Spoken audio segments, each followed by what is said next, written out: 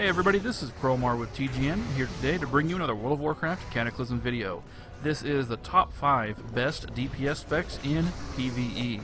It's a follow-up to a previous video, top 5 worst, in that we discussed the 5 worst, obviously, DPS specs. All the data for both videos is compiled by going to worldoflogs.com. What I do is I look up all the numbers for Argoloth, the rankings, because Argoloth is the simplest boss. He's like the most patchwork-esque. I take the top 40 from each spec and average those and then sort the results. That's it. Very simple, very easy to replicate if you want to check those numbers out yourself. The reason I take the top 40 is I want to take out any results that might come from crappy players or people who die right away or things like that, incomplete fights. It's just going to be the top, the best of the best. So let's get to the list. Number 5, Elemental Shaman. This is a really fun spec. It tested very well in my DPS rundown during beta, and it definitely shows here.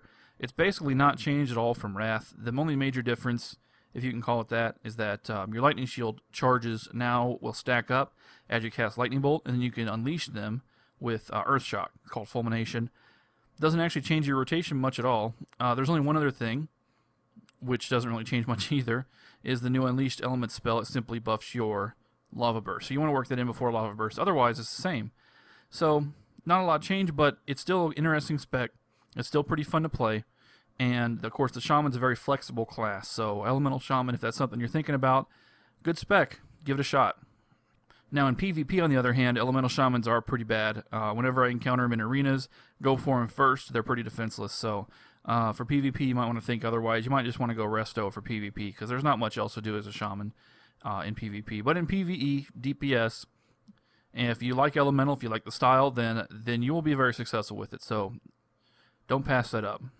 Moving on from Elemental Shaman, we get to number 4, Destruction Warlock, coming in at 18k, the first to break 18. Yes, the Destruction Warlock is doing very well. If you were following the patch notes during the beta very closely, Warlocks were on top of DPS for a short while, but they got nerfed into the ground. They got nerfed pretty significantly by like 12% or 17% or some amount, I can't remember. It was definitely warranted, but they maybe did over-nerf demo a bit, but Destruction is still doing very well. It's a very powerful spec. It's based around, hitting your conflagrate, fast incinerates, and everything like that. Pretty exciting spec, and it works just fine when you're moving, because you can use the new Unleash Flame, or whatever it's called, Fell Flame, I think it's called. You can use that spell to recharge or immolate without having to stop and cast it. Destruction is the quintessential Warlock Mage spec, so if you're playing a Warlock and you're thinking about pure DPS and PvE, but Destruction is definitely the way to go. It's the best spec, damage-wise. Now, Affliction is still good. Affliction is not horrible. I think it's like number 8, and you can check that list out on our forums, TGN.tv for the complete list. But Affliction is still fine. It's just not as good as Destruction. So let's move on to some more interesting specs here. Number 3, we have the Assassination Rogue. Yes, the only viable rogue spec, really, in PvE is Assassination. It's very powerful. It received plenty of buffs during beta, which it needed badly. In my original test, it was pretty weak, and then they turned around and they buffed the heck out of the Mastery. They buffed Venomous Wounds, which is the new awesome dot, and they buffed something else. I can't remember what it was, but they buffed a lot of stuff. So it's actually quite powerful now. Coming at 18.2k is very impressive, and it's just a kick-ass spec. It's fun. The rotation is fairly difficult to master, but not too difficult. You basically just want to work in, your Rupture, your Slice and Dice, and your Slice and Dice will refresh itself with your Envenom, and you want to Envenom as often as possible. What I think the coolest thing about the spec is that it's based around the Mastery. Almost all your damage comes from poison. Not almost all. It's like 60 or 70% comes from poison, and that's increased by your Mastery. And that's great. Now, in my test, I showed that Envenom, for some reason, was not being increased by Mastery, but it turned out it was a bug and it's been fixed. So if you've watched my Assassination DPS Rundown Part 2, which is the follow-up, then that information in that test I showed is it's out of date now. The Envenom definitely works with Mastery.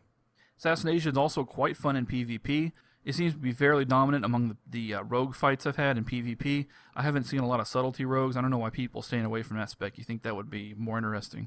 If I had to guess, I would say the best thing about the Assassination, what makes it so good for PvP, is that because it is based so much on poison and nature damage, it ignores armor, which gives it a huge advantage against classes that traditionally the rogue has had trouble with, like Prot Warriors and so on, because it can just bypass all that armor. It's pretty cool. So, number 2, Unholy Death Knight, coming in at 18.9k, just a hair short of 19k. Interesting fact, Unholy Death Knight actually was my top testing spec back when I did DPS rundown in the beta. And the reason is that it's just a kick-ass damage spec. It's kind of gone under the radar. I haven't seen a lot of talk about it. I haven't seen a lot of buffs or nerfs. I haven't seen much going on with it at all. It's just basically remained unchanged. And it's very simple, so it's very easy to use in the complex fights. But it's still kind of fun, I thought. I enjoyed it. So, but you know, you may not, I don't know. But I think some of the things are cool, like using Death Coil to proc Dark Transformation and turning your ghoul into a giant monster, and you know, stuff like that. It's a very powerful spec. It's I don't think it performs that well in PvP. I mean, I know the you know, Death Knights in general are great in PvP. So when I say that, I mean compared to other specs, it still performs fine. So don't think it's GIMP, but it's not as tough as Blood and doesn't seem to do as much damage in PvP as Frost. Frost has a lot more burst damage, which is really nice, whereas Unholy is very steady. You just set up your rotation, then you spam the heck out of Scourge Strike for very consistent, fast DPS rather than spiky, whereas Frost, you know, you specialize in those gigantic obliterates out of nowhere, and that makes it more PvP oriented. So don't think Unholy is bad in PvP at all. I mean, it's still great, but you might want to try a different spec for PvP and stick with Unholy for your PvE DPS. So it is a hell of a spec. Unfortunately, according to a recent Ghostcrawler post, it may be getting nerfed, which is never good news, but oh well, it was good while it lasted. And at number 1 comes Survival Hunters, and an astonishing 20.20 thousand billion million freaking DPS. It's really powerful. Survival, it owes its strength to Explosive Shot, which is just insane right now. It did get nerfed a little bit on the beta back when it was even more powerful, back when Explosive Shot did over half your damage total as a Survival Hunter. So that means it did over 10,000 DPS. So they nerfed it, but it still contributes an enormous part of your DPS. Survival overall is very, very powerful. It's based around these dots and things so that it still works very well in motion-based fights. You can always just put on your Aspect of the Fox and then run around and shoot Cobra shots. I mean, really, it's an ideal spec. If you're playing a hunter, you should be going survival no matter what. You should just go survival and don't look back. They may nerf it, but no, they can't nerf it down to the level of Marks and BM. Marksmanship and Beastmaster are the 2 worst specs in the game, as we saw in the top 5 worst. And the hunters have both the top and the bottom of the charts, which is amusing. But you know, there's no reason to go with the other hunter specs at all. Survival is just king right now. So bring those survival hunters.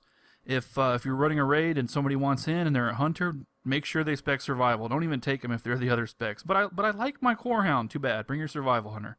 So that does it for the top 5 best DPS specs in PvE. Now, we only covered top 5 here, and we covered top 5 worst, and there are bottom 5 in the other video. And if you want to see the rest of the list, check out our forums, wow.tgn.tv. Go there, sign up, go to the general discussion forums, talk about the list. I got the whole list published there. In the future, when there's balance patches and stuff and some new numbers come out, I'll update it, and we'll talk about that too. So, thank you for watching. This is Cromar with TGN, as always, asking you to please rate, please comment, and please subscribe.